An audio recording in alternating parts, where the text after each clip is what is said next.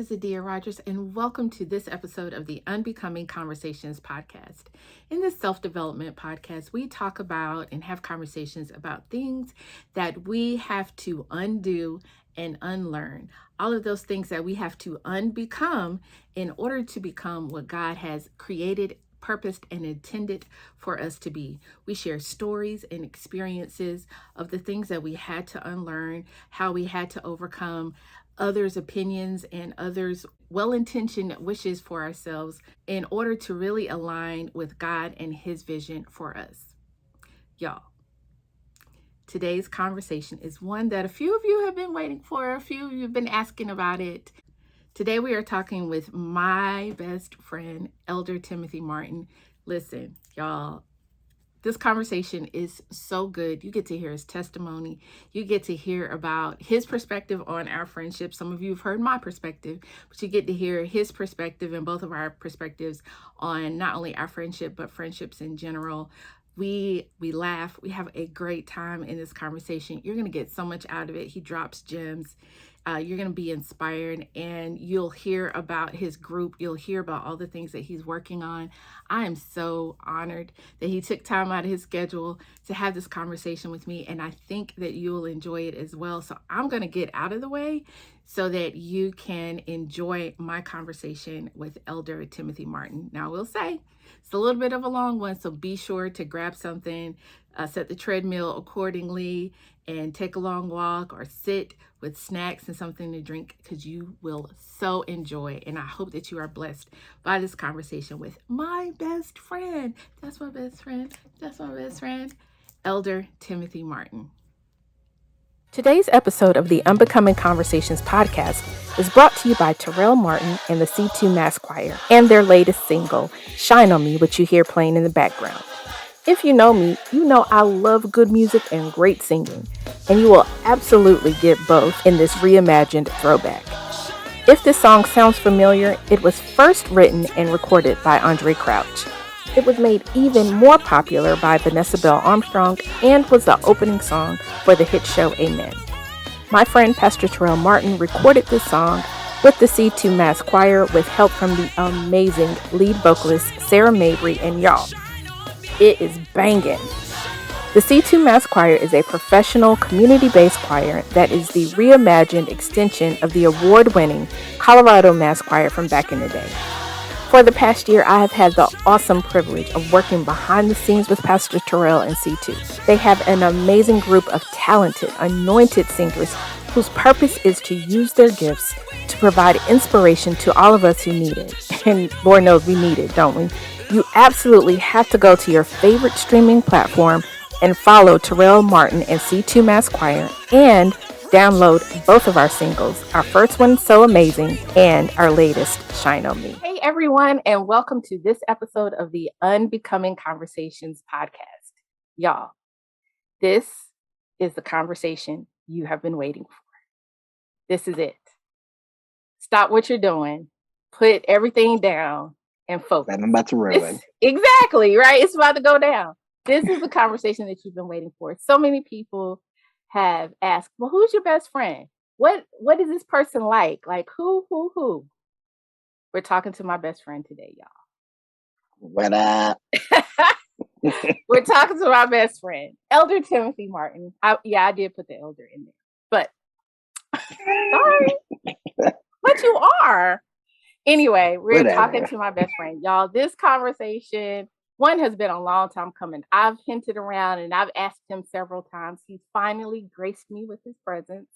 I've so wanted y'all to hear this conversation because I think there's just going to be so many nuggets and just gems that he drops personally about his own life and testimonies and things like that.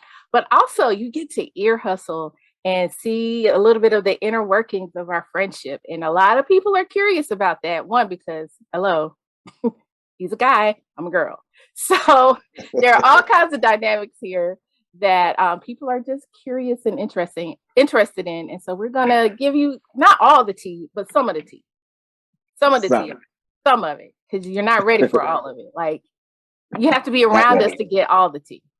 Right. You have to hang out with us to do that. All right. So, bestest.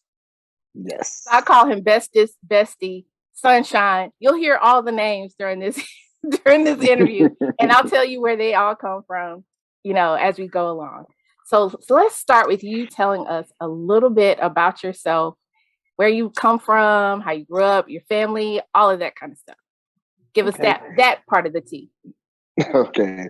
Well, my name is Timothy Martin, and I am 21 years old.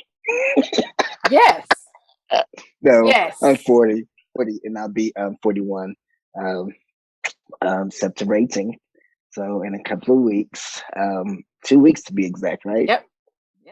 And this interview is coming out in time for your birthday. So happy birthday. Thank you. So I grew up a PK. Well, I am a PK. My mom and dad are both pastors. We grew up, we were born in culture. You got to be born in it. We were born Kojic, and I've been in church all my life. I've been singing since I was able to talk. I did my first solo. I think my mom said I was like 3. Oh wow. 4. And I started out singing soprano. I mean, I was this powerful soprano. And then when I got older, of course, I was like, Mom, what's going on with my voice? Anyway, so there's 6 kids in my family, 5 boys and 1 girl. My sister is the baby. I have an identical twin brother, Terrell Martin, Pastor Terrell. On my mom's side, there's only 1 brother. On my dad's side, it's like, oh God, 16, 17. And they're all pastors, but 2 of them. Well, music in addition to singing, though, but what you really are known for, where you are infamous, is as a choir director. So how did you get started doing that? So my oldest brother, Jerome, was our choir director. So was my mom. My dad did a little bit of choir directing too. And I've always wanted to be like my older brother, Jerome. And so I just would watch him, like study him. Every time that he was directing, I would like love it to death. And I'm full of energy and life, whatever. So I'm all like, well, I can do this. I think I was 13 when I first directed. Oh wow! And I was 15 when I got my first choir. And that was in. I'm from Monterey, California. I was born in Germany, but raised in Monterey, Army brat. So my first actual choir concert that I ever did was when I was 15. Oh, wow. Yeah. And man, I remember it like yesterday. And all the people, all the artists here in Colorado, Denver, whatever, came out and sung with me as a part of my choir. Okay. And so, man, I've just been doing it ever since. And that's probably one of my favorite parts of who you are and I've told you this personally, like I love to watch you direct. That is my favorite thing in the world, is to watch you direct. Because you have so much personality and you have such a command of the stage and of that moment. And I absolutely adore it. So that's that ties into how we met. Yes. Yeah. So tell us what you remember about us meeting and how did we meet and like what that was like. Okay, so her cousin, Pastor Antonio, came to Heritage and was becoming the assistant pastor at Heritage here in Denver, Colorado. So I was all like, he told me and him had met, and we was cool when we met. And then he had told me, well, I'm gonna bring in my own assistant, my cousin. I said, oh, okay. I can't wait to meet her. So it's the day that you came, I'll never forget. I was at work, 7 days a week. I was in 8 days a week, 25 hours a day. Yeah, so I was at work, and she came in there, and so I was working in the front desk, and I've always wanted to go back to my office or my desk. And so, but I could never go back to my desk because I had to work the front. So she came in, and I was like, such relief. So I met you, and I was all like, we just like started talking, and like it ended up from like there, like to Literally. nonstop Yeah. talking. Yeah. And like we just talked about everything up front. Everything. And Everything. it was just like it was just me and you sitting there. We didn't care Yeah. who came around or nothing No. like that. We kept on talking. We didn't even say hi to anyone. So we kept Exactly. on talking, and like then we went out to eat, and it was just me and her. There's people at the table, but it was I was just about to me. say there were other people at the table though. Right. Uh, so yeah, so that's what I remember. Yeah. I do too. I remember coming into the office and he like left us alone to go do something else. We were just sitting there and we were chatting, and I didn't realize like how much time had really gone by. But we Hmm. talked about everything, and we laughed, we just had a great time, and then we went out to Yes. dinner. And I remember like we got out first to go get the table or the wait or whatever, and then we were just talking, and other people came in, and I vaguely remember them coming in, but then again I kind of don't, because we literally were just talking the entire time. Yes. And it's been that way ever since. Like, if there is ever a person I feel like I had kind of that instant connection to, it was definitely you. Like, we just got along Hmm. from jump. Another thing that I think too is interesting about our friendship, and I think people probably are curious about, especially people that have known you a lot longer than you and I have known each other, is like, Hmm. how did y'all become best friends, right? Yes. And Yes. so I read this book.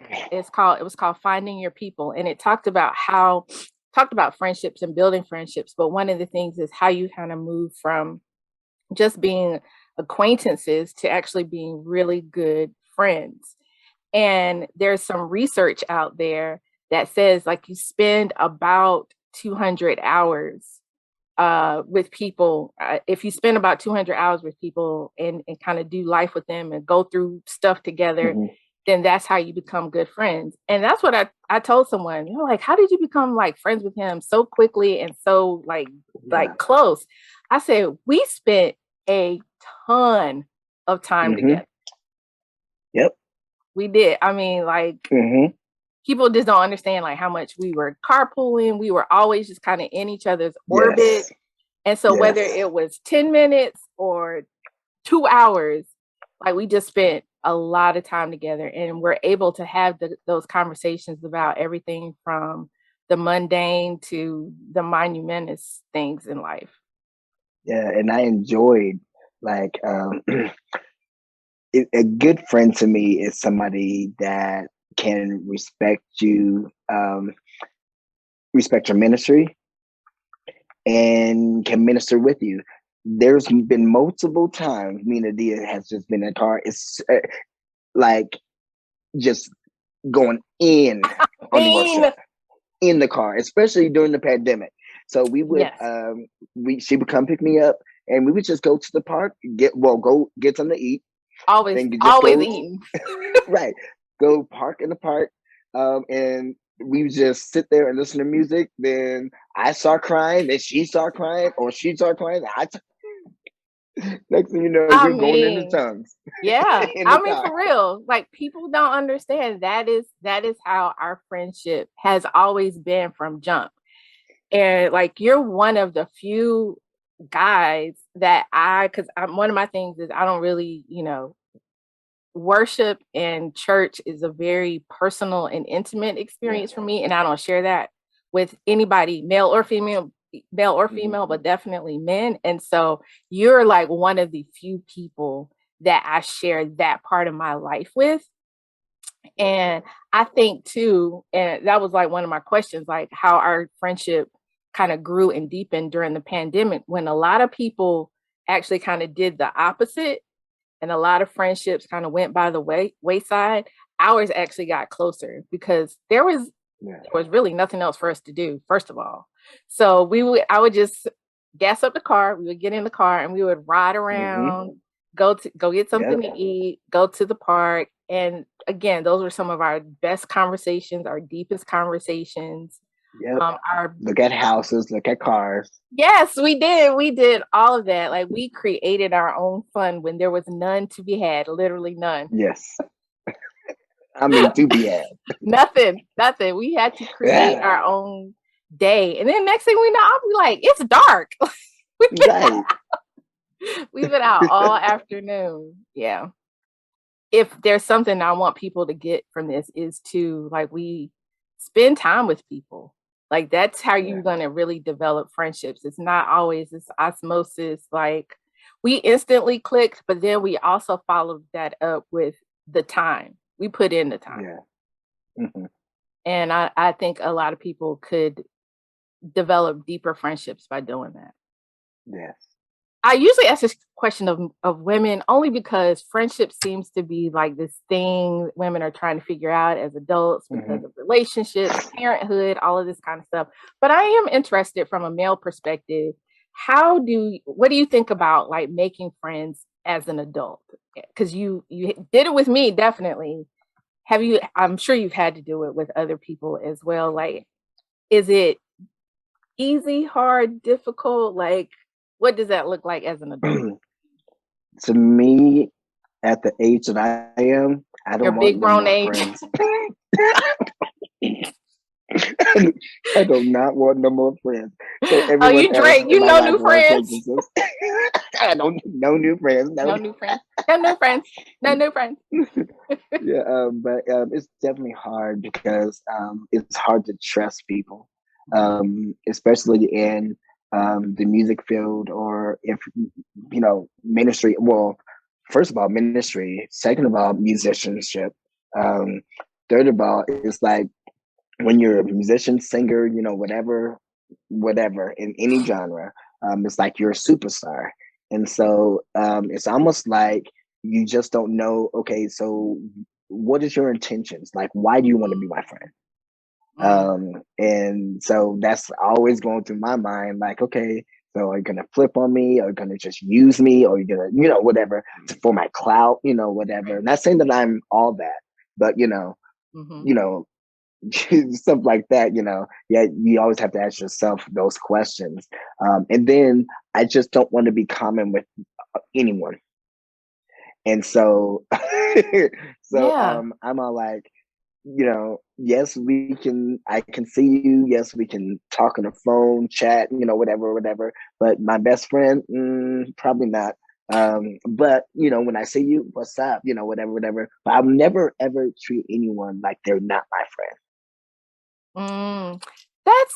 That's good. Yeah, and Yeah. you are masterful and remarkable at making everybody feel like they're extremely close to you and they have access to you.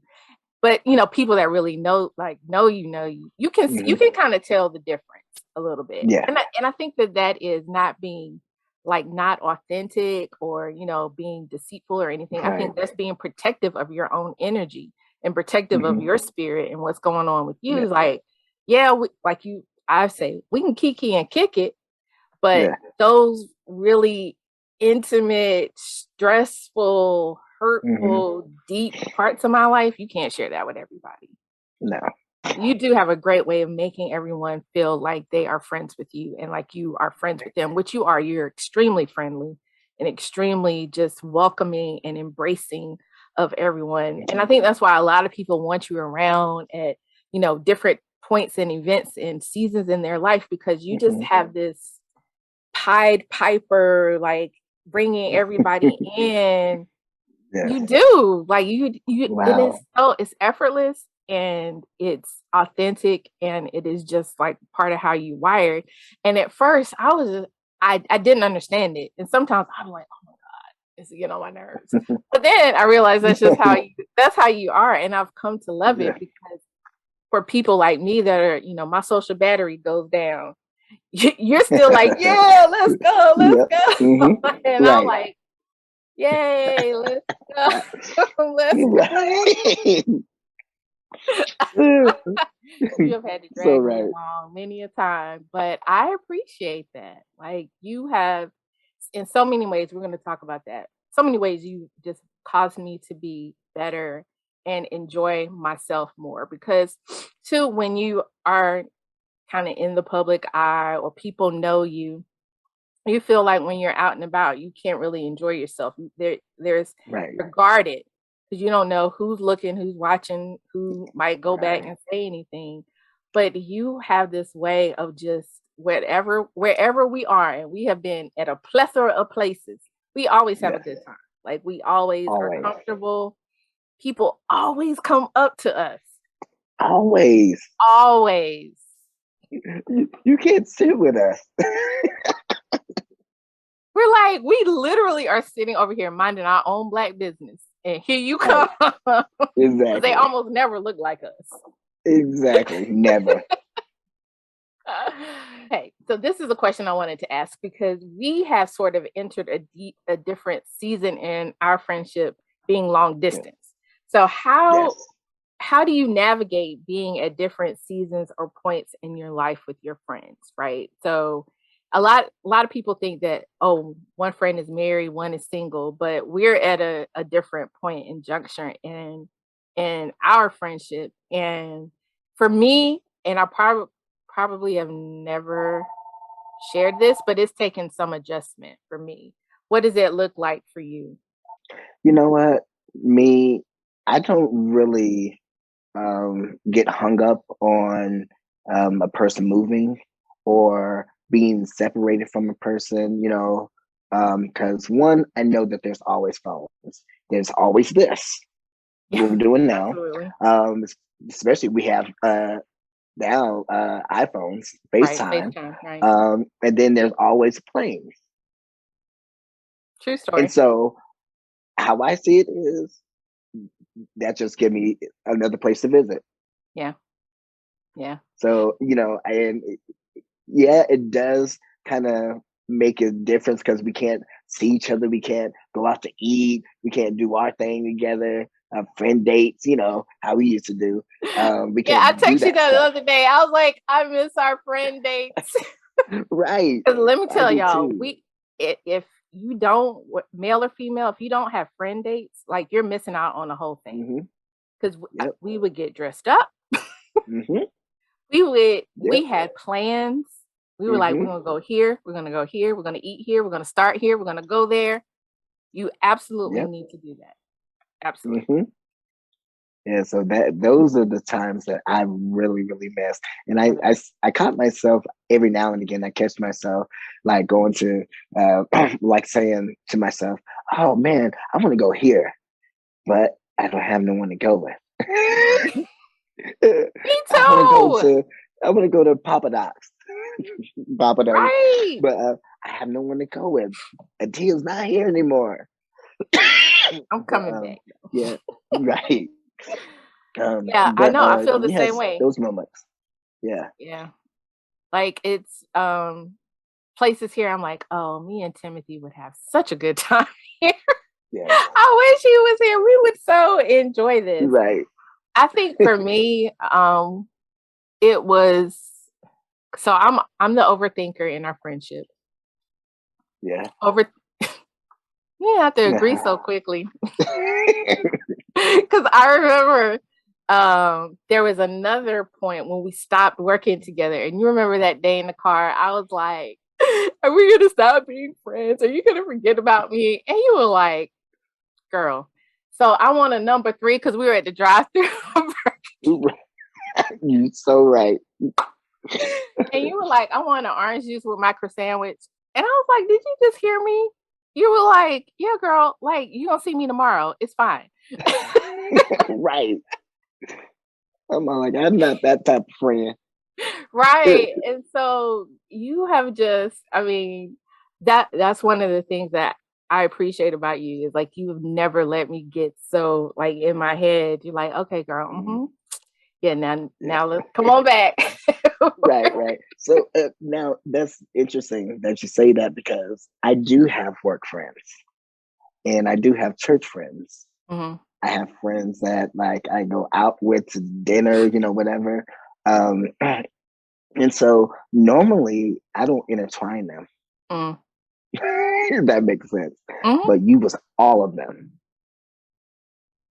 Yeah.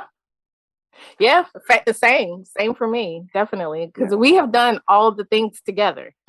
Hmm. We have done, Yes. yeah, all of the different aspects of our life. Yeah. Yeah. I do have siloed friends as well.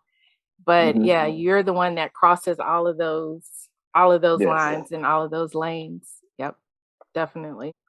So are friendships a priority or important to you, or is it just something nice to have, but not necessary? Definitely a priority and definitely a must have.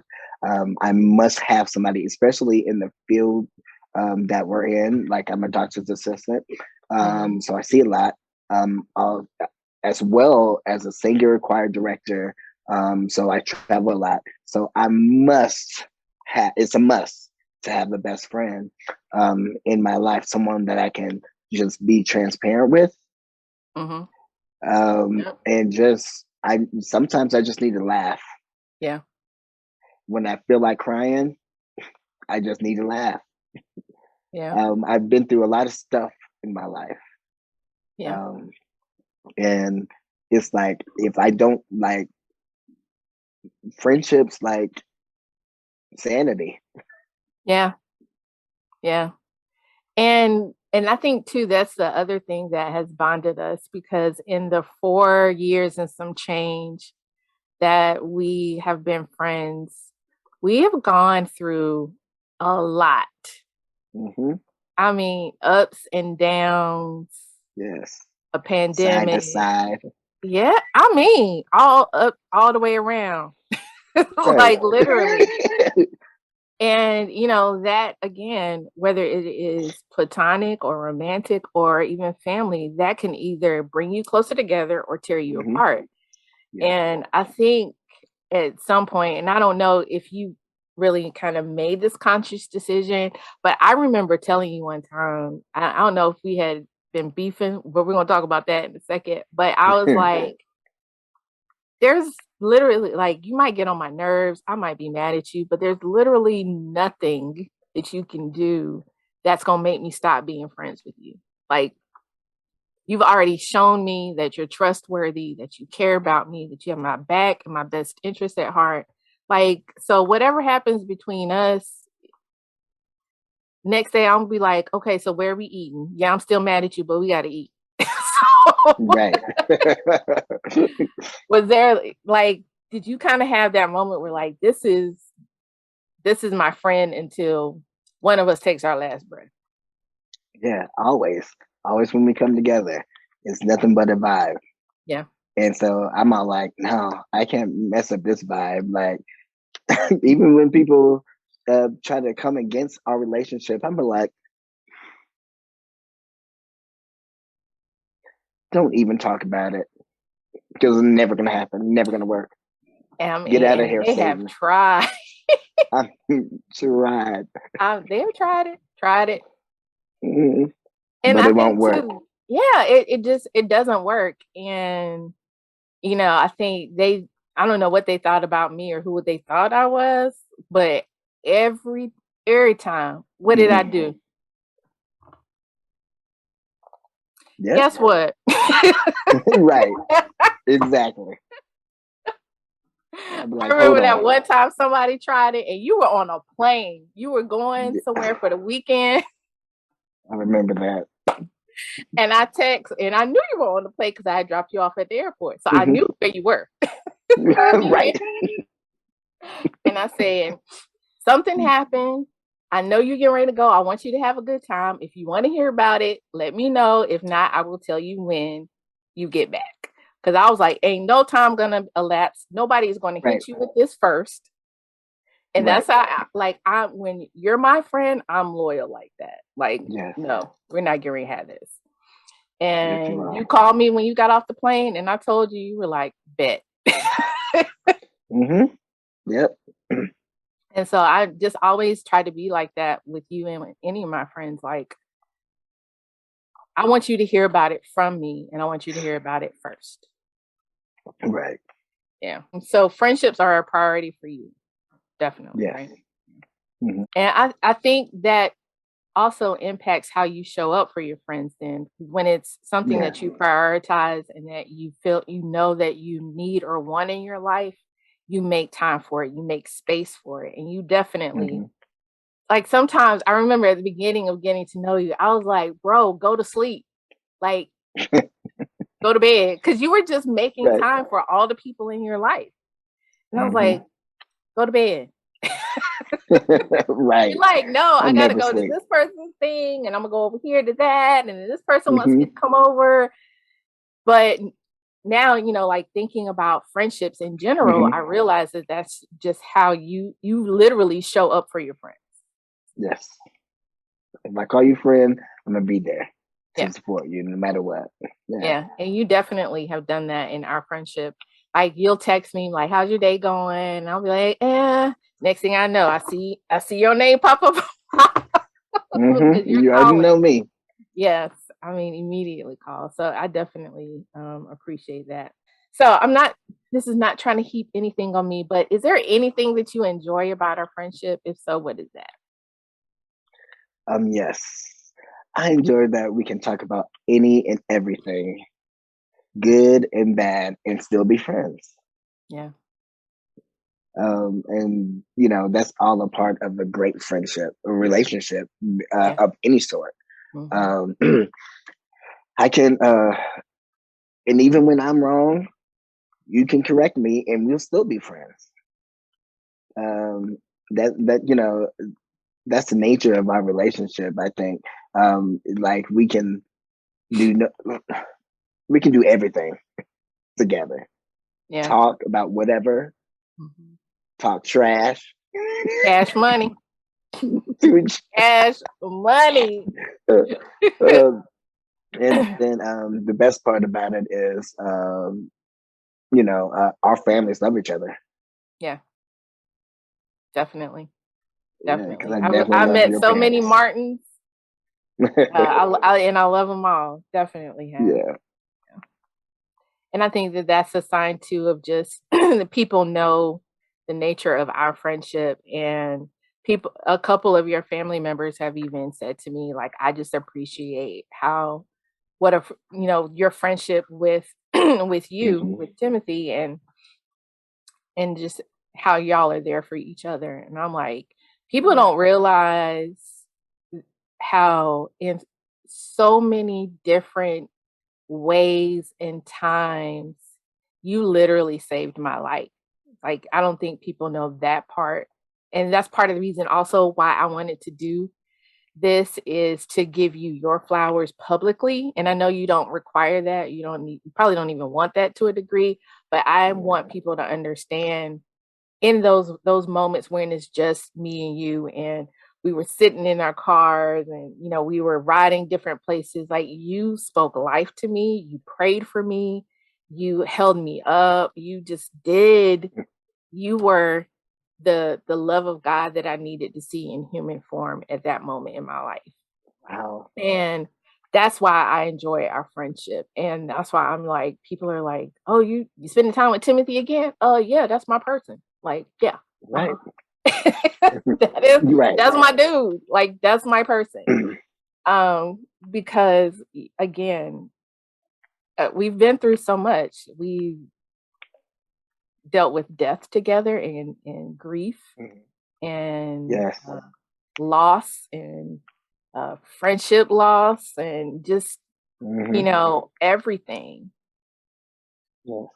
And you don't get that So kind of right. experience with somebody and then just be like, "Oh, well, I moved away." Like, that Right. was nice while it lasted. Mm-mm. Or, even as our personal relationship dynamics may change in the future. Like, okay, here's a person I'm with. Here's my person. Hmm. Right. Like, Exactly. y'all gonna have to work this out, Yep. because Hmm. Definitely. That's happening. this ain't ASAP. going nowhere. Right. Yeah. I mean, nowhere. Yep. All right. So we talked a little bit about our friendship during the pandemic and how we kind of got closer together. And I know we're painting this lovely rose-filled picture, but Timothy and I have gotten into it. Multiple times. We have stopped Well, talking. not a lot, but I was about to say we have stopped talking to each other. He stopped talking to me. yeah, now you know.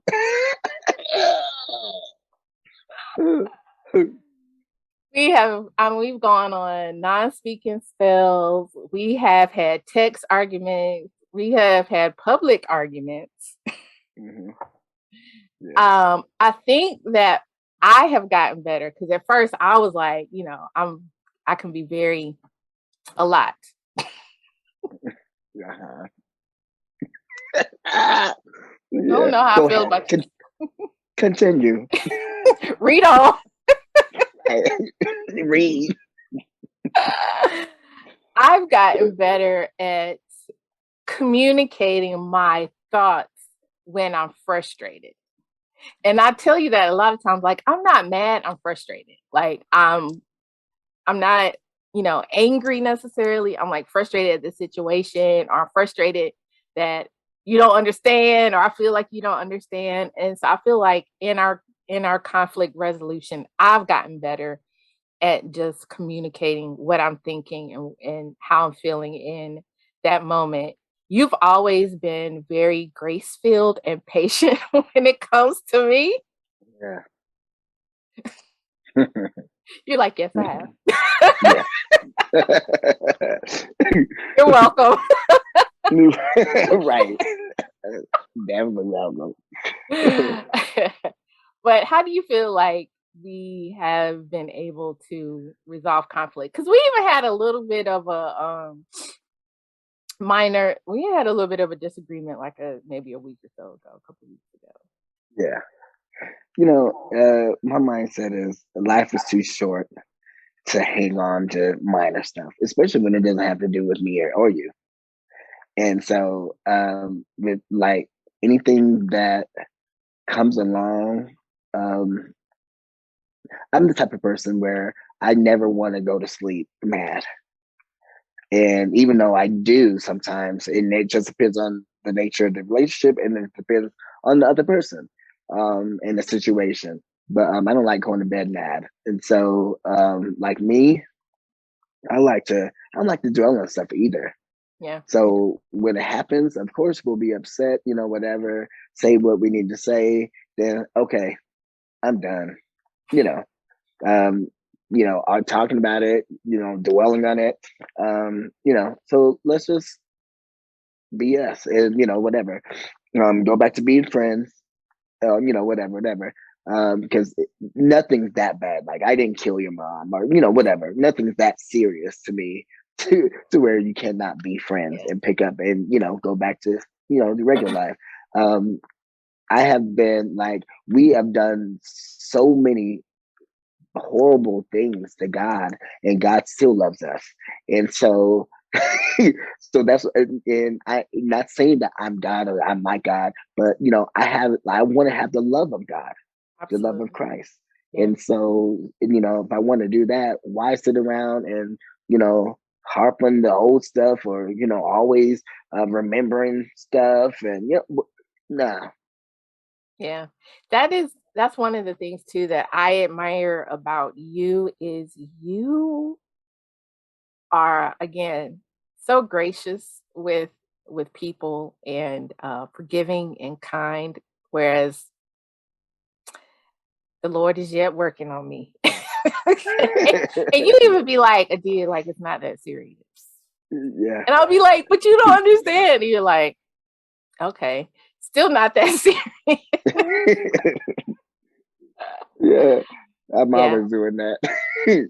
Yes, you are. And definitely always doing that with me. And that too has helped even in our interpersonal interaction is just realizing like, especially stuff that we're a part of, but is not directly tied to us and it doesn't involve us, like personally or directly. Like, why am I getting riled up over this, over what somebody else or something else Right. that's happening that, that I'm Right. allowing it to affect me and my best friend. Like, that's not gonna happen. Right. Let me say this. I feel like if it's something that you cannot change, why harp on it? Like, why worry about it? Yeah. Um, and then if it's something that you can change, shame on you. Just For change it. not, yeah, for not changing it. Yeah. Yeah. Yeah. It may be easier said than done depending on the situation, but I come to learn in my life that, um, you know, stress will kill you. So it's okay to stress out sometimes, it's a human, to, worry and, whatever. But, don't dwell on it. And we dwell on the wrong things all the time, which gives us heart attacks, makes us so nervous and, whatever. And when it's not that serious, when you can change it, so for stuff that you can change, Yeah. then change it. And I know that it may take a long time and to change it sometimes, but at least change it. And you have to know what to do to change it. And if you cannot change it, then let it be. Yeah. I have been a grudge holder type of person before, and you have definitely modeled and even encouraged me to, like, girl, that don't matter, let it go and let's go do something else. Even, to kind of like get my mind off it, direct my energy somewhere else. Yeah.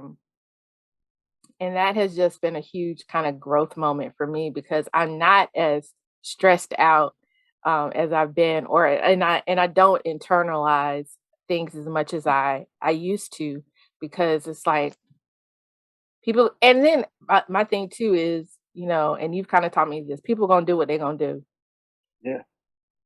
And like you No said, matter what what. you can't change, and a lot of times we can't change, but other people do. Like, why stress and worry over that? Right. Exactly. Yeah. That part. Right. So I wanted to do this with you because I think that this is going to be super fun, and this a friendship challenge kind of thing. And so it's like, I'm going to ask a question and you either point to yourself or you point to me at the camera, and kind of who's more likely to. Okay. Okay. So who takes longer to get ready? Definitely Definitely you. me. Definitely me. He'll be like, all right, who is the funnier one? You are. I will say that. Who replies to text quicker? No, you don't. I do. What are you talking about? No, you don't. Well, No, I think you're right. You're right. It is you. and that's And you're because not you're also sweet. on emergency bypass. So I get your text regardless of what I'm doing. Okay. Um, who usually plans hangouts? Definitely me. Yeah, you I'm do. the party guy. You are, definitely.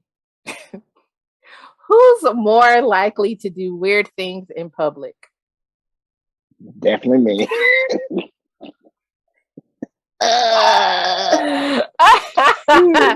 Yes, a lot of times. Oh, well, we could tell stories.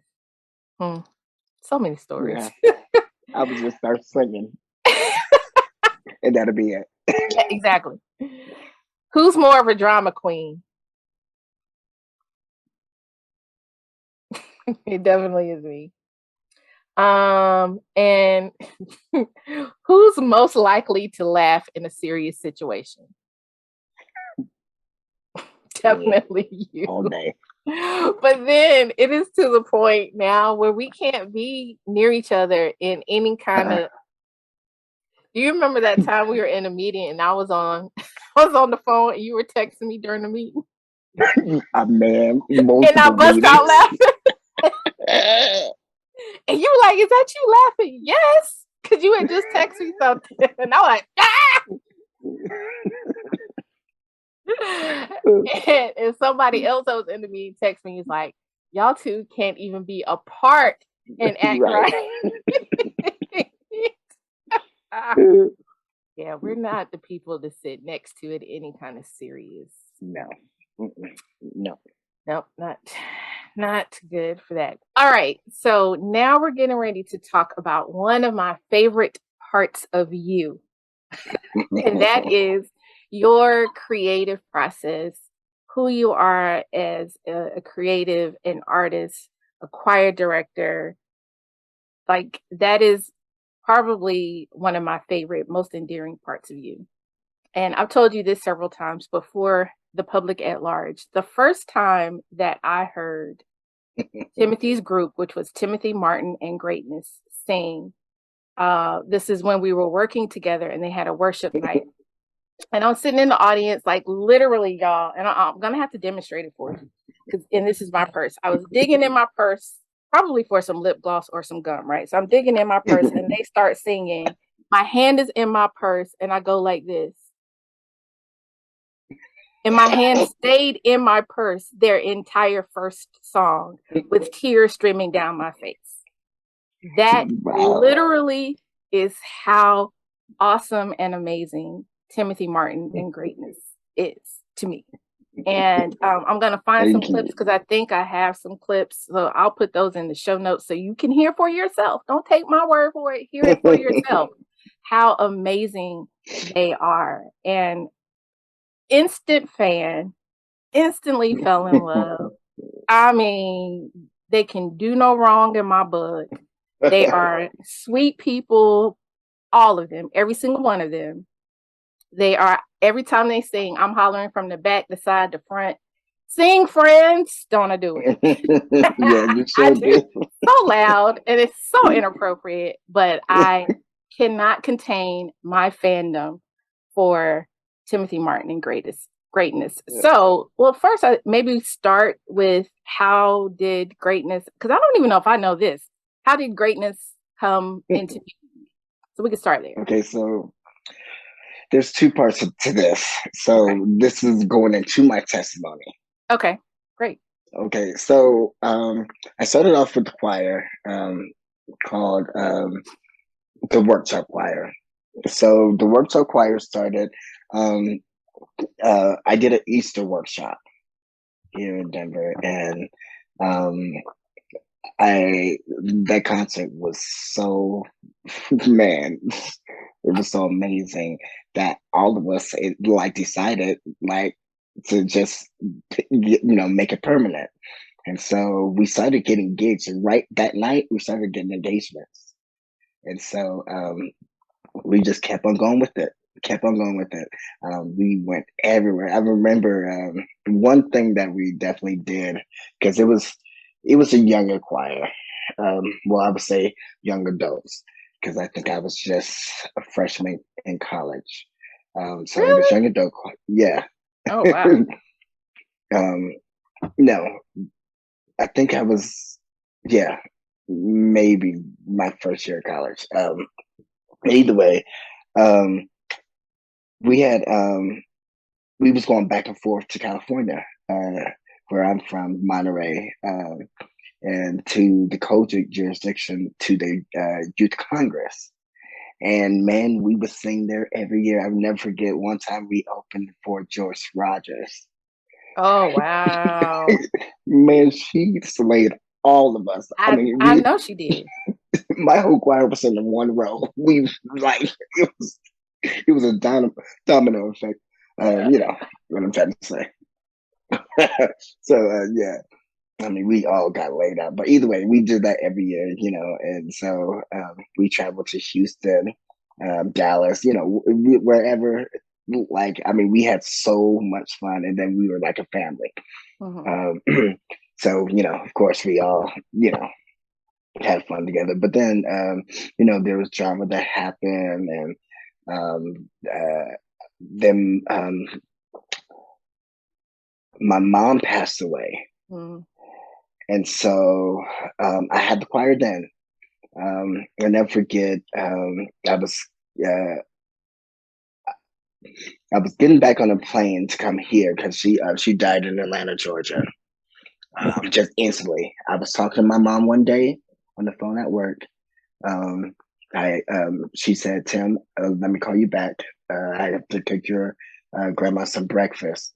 And it was like maybe 2 or 3 hours passed. I'm so like, this ain't like mom. So next thing you know, I got a phone call maybe 3 hours ago from my mom's number. And so, me and my mom are like friends. I'm like, what took you so long to call me back? And so it was her neighbor and said, Tim, your mom just passed out in the kitchen. I think you need to come. And then I said, okay. I said, I'll be there. Let me look up tickets right now. I said, but, get her to the hospital ASAP, and keep me posted. So I went to go tell my boss, I need to go to Atlanta. Um, at that time, I need to go to Atlanta. So, because my mom just passed out in the kitchen, and me and my boss like really don't have a church or a spiritual relationship, but she ends up saying, "Just pray. Let's pray right now." I was all like, "Ooh, okay." So then I went to my desk. I sent an email to all my friends and family that I had on my email at the time, and I said, "Y'all, please pray for my mom. She just passed out in the kitchen. I don't know the details, so I'm just saying, just pray."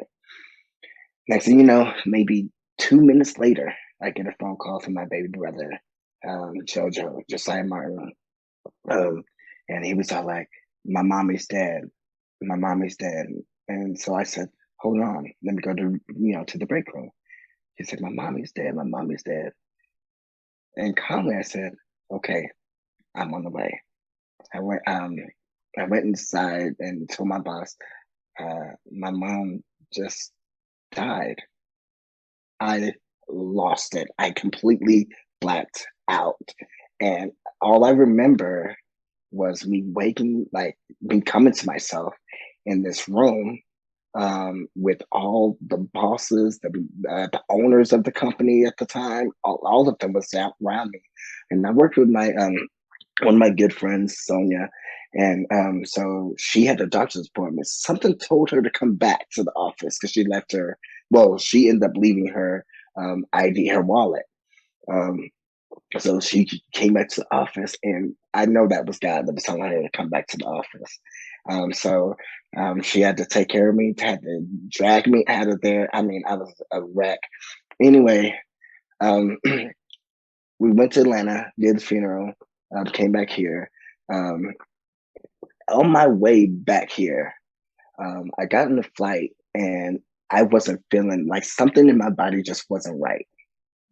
Um, so I got back here. I immediately went to the emergency room, and they was all like, "Tim, we've done all the tests, and there's nothing. You're totally fine. So we're just gonna give you, I call them water pills. We're just gonna give you something, to make you feel better." So Yeah, sugar pills. There ain't nothing in it. Not no damn type of medication at all. medicine in it. So I ended up going home. I couldn't sleep at all. I wasn't eating. And now this is the biggest that I've ever been today.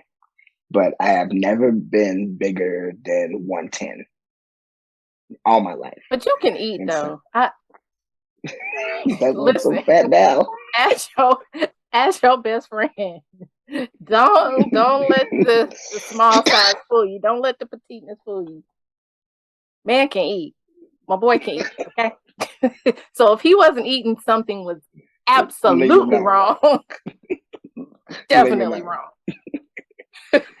But so that was the first time I went to the emergency room. They sent me home. I I I stayed home for like maybe 4 days, and then I went back because I kept on getting worse. So I went back to the emergency room the second time. Um, took every single test and said nothing came back negative, like nothing. They couldn't find anything. So I was all like, oh, okay. So sending me home again. So that the next day I was moving into a brand new apartment. So my twin brother, he lived like on the third floor of this apartment complex, or second floor, and I lived on the. I just moved into the first floor. Um, so he's a drummer, of course. So he was going out on tour. And so I told him, I said, so while you're gone, since the cable people are going to come to my house tomorrow, could I watch your TV? And he said, sure. Now I don't sweat. So this night I finally went to sleep and I mean, I was sweating so, I mean, my, like, you can like Bring it wring down. Oh out my my clothes. God. Yes. And so I took a shower, and then I drove myself back to the emergency room because I'm so like, nah. But before that, let me back up. I was in my apartment going to my brother's apartment, and I'm on the first floor. I walk outside of my apartment and fell. No Mm, stairs, no nothing. First floor, just fell. I was like, what is going on?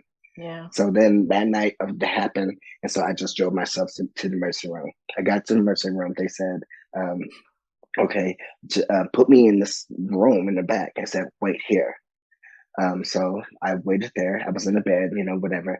I called all my people, my brothers. No, I called my oldest brother. I told him, this is where I am. If something happens, you know where I am. But I'm gonna call you as soon as the doctor comes in and lets me know what's up. Um, next thing, so that was like at midnight Wow. when I got to the hospital. No one came in the room to check on me until 5 a.m. And so when they came, it was like 7, 8 doctors all around my bed. Tim, we see something's going on in your body. We don't know what it is. So we're going to keep you here until we find out what it is. First day I woke up, lost all speech. Couldn't talk. I can think it, could not say anything. All I can do is cry. So my family started coming. Yeah. And so then the next day, second day, um, they put me in my own room by this time. Second day, I got up to use the bathroom, and I thought my legs was asleep. So I had one leg on my IV, one leg, one hand on my IV, one hand on my bed. And so I was walking to the bathroom. As soon as I hit the bathroom door, the doctor walked in and scared me. I fell, busted my head wide open. Didn't feel a thing. Oh, wow. And so they ended up telling me that my whole right side of my body was paralyzed. So now not only can I talk, now I can't walk. Um, and I'm right-handed, so I'm all like, man, like, Right. and all I can do is like, I was praying to God, like, I just need to know what's going on with me. Yeah. I know that I'm not leaving this earth. I know I don't feel like I am. I don't feel discouraged. I don't feel like I'm encouraged, but I just, God, please tell me what's going on in my body. So then um, I just kept on declining from there. So they called my family and told my family that any day now I'm gonna die, and I'm gonna pass away in my sleep. And I just found that out like last year from my aunt, and she said, she said, Tim, you like every time I see you, I cry. Um, I then when they told me that, then I was all the way down to 89 pounds, skin and bone. Um, and so because I wasn't eating, I didn't have appetite, nothing. Mm. Um, next thing you know, I they kept taking tests. They took all these spinal taps. The first spinal tap they did wrong. Husband and wife, will never forget, talking to each other the whole time about the kids and all this stuff. All of a sudden, my back started really hurting. And when you do spinal taps, you're not supposed to feel it. Right. You're just supposed to feel pressure. Right. I felt pain. So they did that. Then after that, they sent my test to a specialist in New York, who finally said every night that I went to sleep, I would have a stroke every night. So I would have a stroke and wake up worse the next day. Have a Yeah. stroke that night, wake up the worse the next day. Yeah. Yeah, and so I was all like, God, thank you for letting me know. Now we can fix it. And so, I nothing in my mind or heart or anything told me that I was gonna die. God, I remember God speaking to me and saying, I have more work for you to do. And you know how people normally say that, like that's a cliche, whatever. No, right, But right, yeah, me and God was talking like me and you are talking right now. right. So I said, oh, all I could do was like wave my hands because I can talk. I lost Mm. everything. I lost my apartment. I lost my car. I lost everything. Couldn't walk. I couldn't talk. I couldn't do anything. So um, next thing you know, now that we know how to fix it, um, or what's going on, I went to therapy. I had to learn how to walk again, talk again, eat again, sing again. They told me that I like they was like, and see, they told my family told them that I was a musician. They said I would never ever be able to stand and direct anybody. If I lived, then I would have to live in a home where somebody would have to take care of me 24 hours a day. Exactly what they told me. And my response to them, I just cried. I can do nothing. And I'm thinking in my mind, I'm gonna get through this. I'm gonna beat this. I'm y'all say one thing, but I serve. Do you know what? Do you know the God I serve? I mean, So I end up going to therapy and learning how to walk again. So the first day I was in a wheelchair. The second day I was on a walker. The third day I was on a cane. That night I was walking. Line up. All the while, every you day I'm by learning the how to third talk. day But and on the I third like day. I line up. Um, and on the third day, he got up with all power in his Listen, butt. people don't understand them 3-day miracles, man. Those, Man, we want God to do man, something right. instantaneously, but that resurrection miracle, Mm-hmm. type of miracle, listen. So, anybody got my water? Ah. Yeah. So then the whole time I'm sitting in the hospital. Matter of fact, I was in the hospital for 3 more months. When the doctor came in the room, he said, "I can't believe this. You're such a miracle. I've never seen nothing like this. People that go through one stroke Yeah, either are dead or yeah. vegetable or something." Invalid for life. Yeah, absolutely. Yes. And he said, "You went through multiple strokes and you're still here." I can remember sitting. That's when Donald Lawrence um, first came out with Donald Lawrence and Company. Um, the first album that he came out, that was not Tri City. And I was just sitting there listening to like the songs, and one song really ministered to me. Is "So Happy Being Me." Mm-hmm. Um, I'm regretting nothing about me. And you Man, know how we are about some lyrics, man. you know it. Listen, I mean, just saying the lyrics, and we just like, Right? Then there was another song on there talking about benefits that you have through God, and it's just amazing like how that album actually came out while I was dealing with this, mm, because every song ministered to some portion of me. And then that's when I started thinking, like, God, what do I need to do next?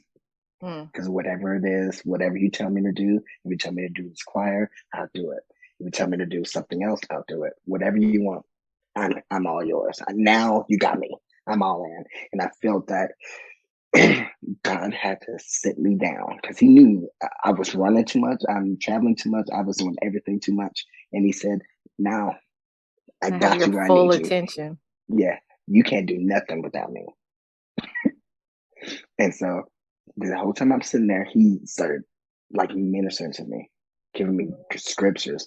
My aunt was there the whole entire time. My aunt Queen, she was there the whole entire Oh, time for me, and she would read the Bible to me. I mean, and child, it just so that happened, that should have. right? So she had me. She every day, every like maybe every 10 minutes, whatever. She told me, she said, Tim, I need you to declare this. Every time I talk to you, I shall live and not die and declare the works of the Lord. She had me repeat that. And that's how I learned how to talk, by reading scriptures. Yeah, that's how I learned how to talk again. And so I, man, that scripture, that verse, ministers so much to me. So with that being said, I just, God told me to not do the choir anymore, make it a group, get like an ensemble. He said 15 singers at max. Okay.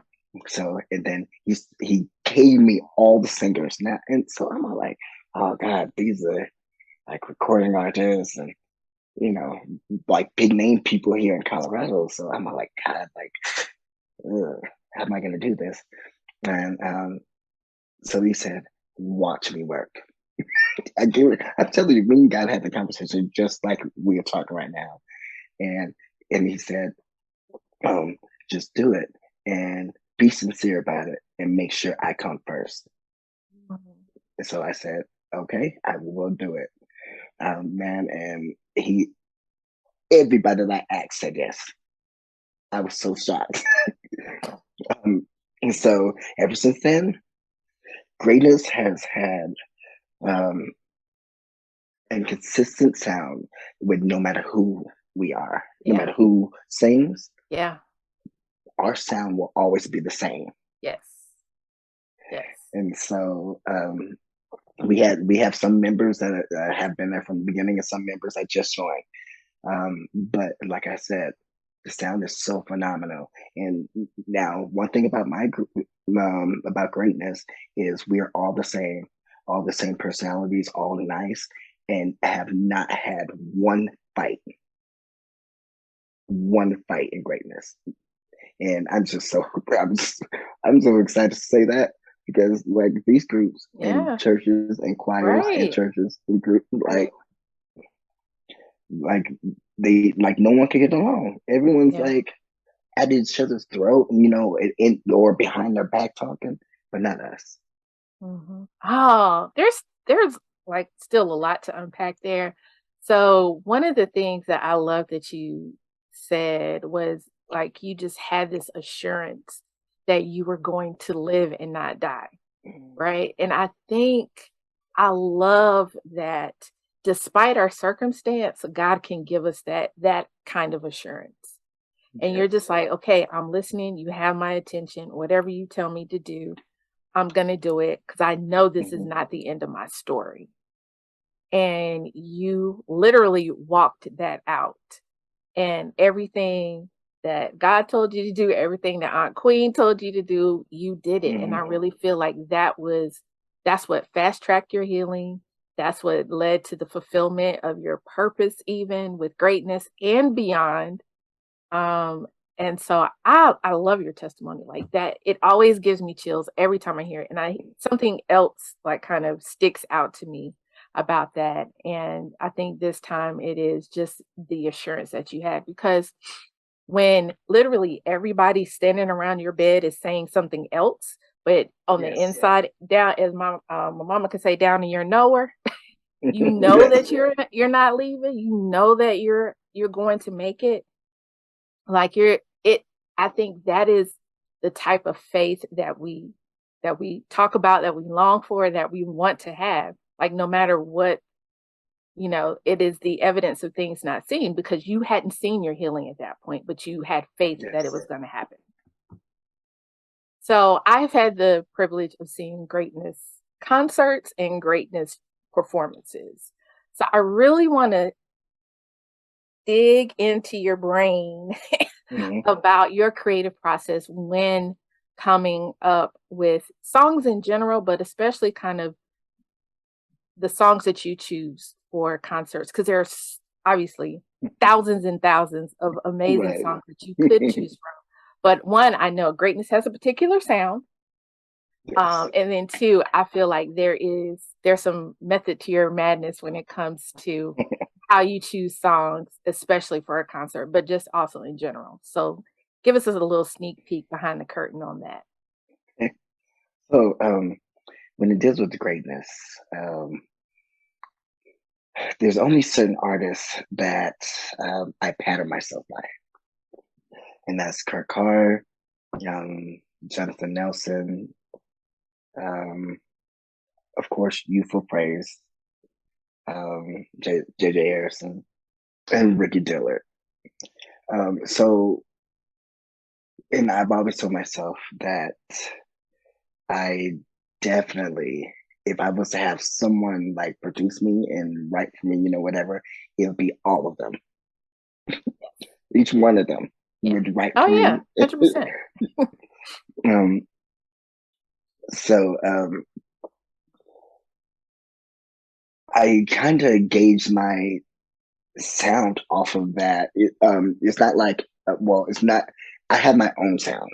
It's not that I'm trying to be like them or nothing like else like that. But I've patterned myself by all of them.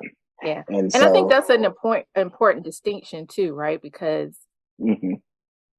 I have heard obviously the original or the person that recorded the song, and then I've heard greatness, and you're similar yet different. Yes.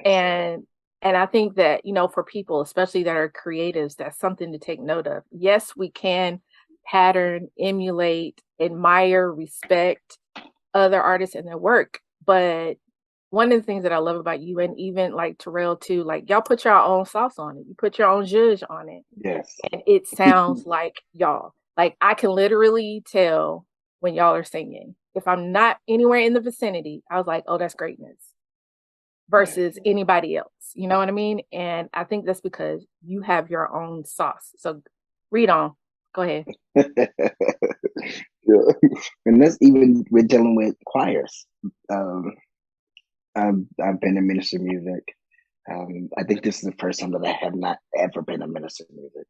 I just am in a music ministry part of the music ministry at my church. But I'm over the choir too. And so I just have this sound that I just love. And one thing about me is I don't like rehearsing with musicians. As a matter of fact, I don't like musicians, period.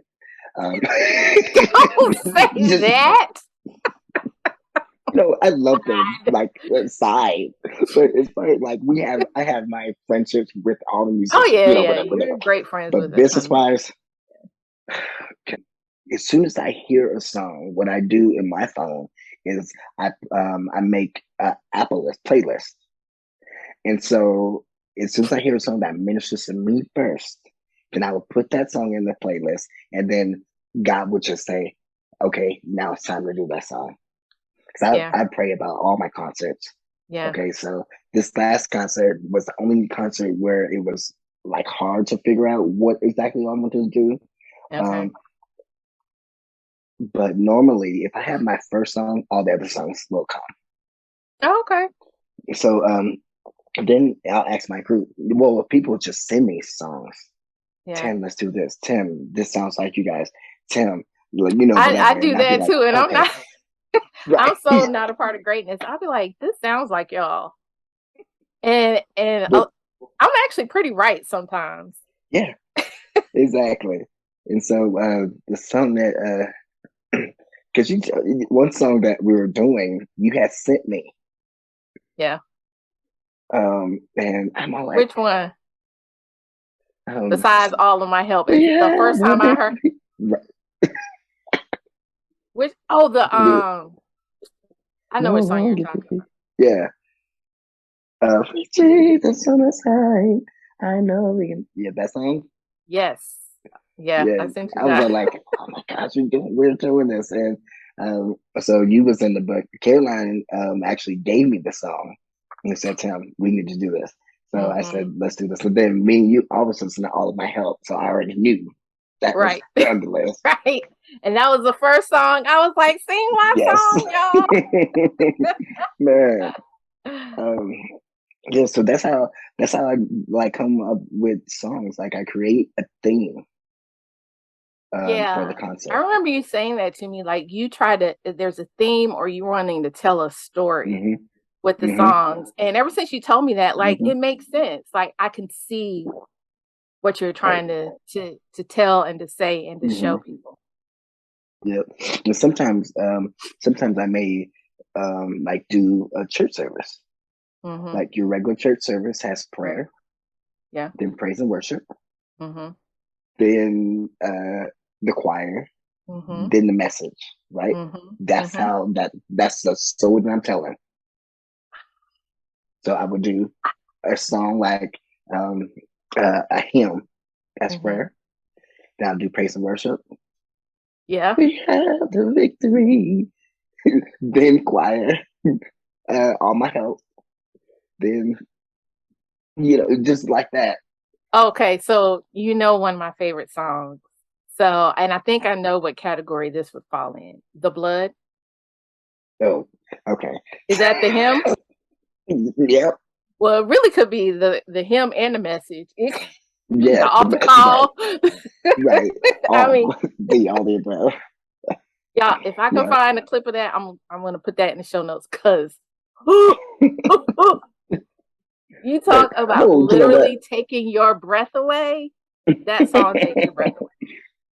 I think that's so interesting that you are creating and telling a story that you want people to Hmm. get. And that's why I think people are so drawn to you as a group, to your performances whenever you are ministering your concerts because it is just so I mean, it is just so riveting, and the quality of your singing, the excellence Hmm. that you all have in presentation as well as vocal performance, top tier, bar none, like just amazing. And like you said, it has because I have seen, different people sing with you all at different times and people come in from out of state. The sound is consistent. And I believe it's a testament to you and your vocal direction because I've seen you take because some of those same people sing in other places and they don't sound the same. And I think I told you Right. I was like, they don't Exactly. sound with you the way they sound when I hear them other places. So, Hmm. and I think that that really is a testament to who you are as a vocal director and coach. And I've watched you, um, teach choir rehearsals and teach your group when you were preparing for one concert in particular, and just I don't know, it is just well, and I think it's too a testament to who you surround yourself with too, which I think is something that everyone needs to just be aware of, like when you surround yourself with people that take their craft seriously, that take singing seriously, that take playing seriously, they come prepared. They're listening, they're catching on, they're asking questions, they're fully engaged in that moment. And one time I remember like they were so deep in worship, like you couldn't even like almost in the rehearsal because they were just the song minister to them, just like you said earlier. You choose songs that minister to you first.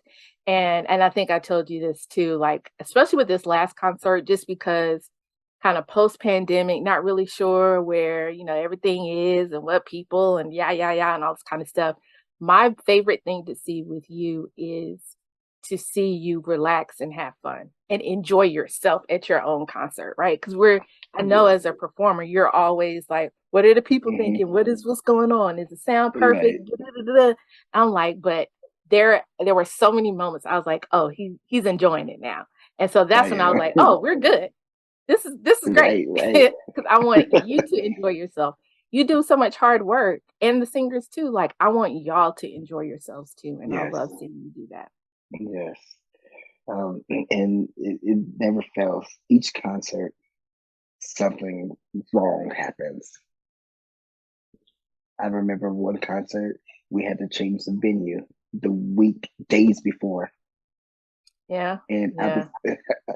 I was like, I was just so like, I was so hurt. Like, why? But it never fails. Those are the times that God really moves. Yeah. Now that concert was for me. That virtual one, that one Mhm. was for me. I got exactly what I needed. No, if nobody else, I was like, y'all sing for me. Right. Thank you, please, and thank you.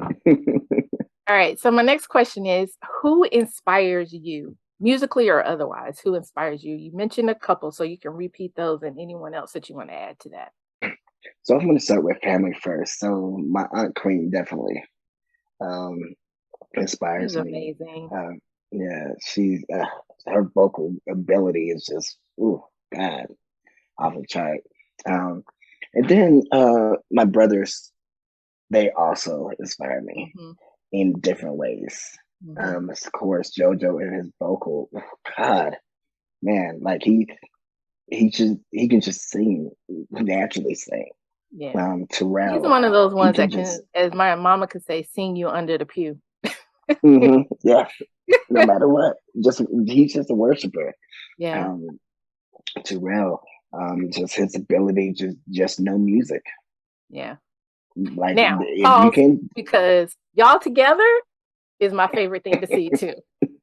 I, yeah, that's what, y'all just have this synergy, and yes, you're brothers, and yes, you're twins, but I think like also musically and creatively, like y'all just blend really well together. yes, You, it's like yin and yang, like y'all are just, you complement each other so well. And that's why, like when people try to be like, oh, when Terrell started C2, I was like, oh, it's gonna be fine, because they're two different people, right, two different sounds. It all is gonna be hmm fine. And to see, like you come in C2 and support him. He's always your MD for your stuff and helping you in hmm that regard. And like I love, and JoJo will come out and help and sing and do whatever. And so right, I love just how you all support each other, even behind the scenes. hmm People think that just because they don't see people sometimes that they're not supportive. And I know in right, the Martin clan, that is hmm so far from the truth, right. and not how y'all operate as a family unit at all. And so I hmm love, love, love, love that. So your brothers, Yes, yes. real. Now Terrell is a show drummer, and this is what I always say. Terrell is a show drummer. Jason is a studio drummer. Hmm. Although Terrell can play both, and they both can be, play both. That's what to my eyes, in my ears, what I Right. hear. Because Jason is a skilled drummer. Hmm. Um, and I love Jason as a passer. He's Hmm. just phenomenal. Um, of course, like I said, well, Kirkar has always been my favorite. I've Okay. always wanted to be like Kirkar, another like Kirkar, and then I want to be also Donald Lawrence, because they both to me have phenomenal ears. Like, Mm. where did you find this? How did you write that? Like, Okay. um, and then they both have artists, professional artists of their own in their groups, and also Hmm. do their own stuff. And that's exactly what I want to do. Hmm. And have people in my choir, my groups that actually have their own choir, Hmm. or, whatever. And because I'm not that type of guy to where, oh no, don't teach my songs to them. No, don't, that's not me. Yeah, take my songs and teach it just like how I would teach you. And so if I can inspire somebody, then well, if I can be inspired by them, Vashawn Mitchell, that's my, oh God, I was under him in full gospel. He's totally amazing. Like I Okay. wouldn't, I would not put anyone over him as it deals with choirs. Like when it deals with workshops. Like if Okay. any workshop that I would do, I would want him to do it. Actually, I want Okay. him to. Matter of fact, good. Anyway, so yes, And I like the fact that you draw something different from everyone. And that makes up, yes, and I think that too is what makes you up as a creative and an individual, because you take a little bit, and I can tell that, like you take a little inspiration from anybody, put a little Tim juice in it, stir that up, and then you hmm release it to the masses. And I'm right. grateful because it really is impactful. So, my last question is, the name of my podcast is Unbecoming Conversation and Unbecoming Conversations. And the whole premise of the podcast is that sometimes we have to unbecome what we should be, or, what people say we should do, how we should think, how we should, in order to become what we are meant to be. So, what were the things, or were there things that you had to unbecome or overcome in order to be this amazing person, my best friend, minister, choir director, leader that you are today? What were the things that you had to unbecome or overcome? I know part of that is in your testimony too, but what were some other Yes. things, perhaps? Um, I can honestly say the people that I hang around with, the people that I choose to be my circle, that has a lot to do with it. Because, well, birds of a feather. True story. So that says it all. Um, so that has a lot to do with who I am. I don't hang out with anyone. I hang out with people that have ambition, Hmm. want to move further in their lives, and that are settled where they are. If that makes sense. Hmm.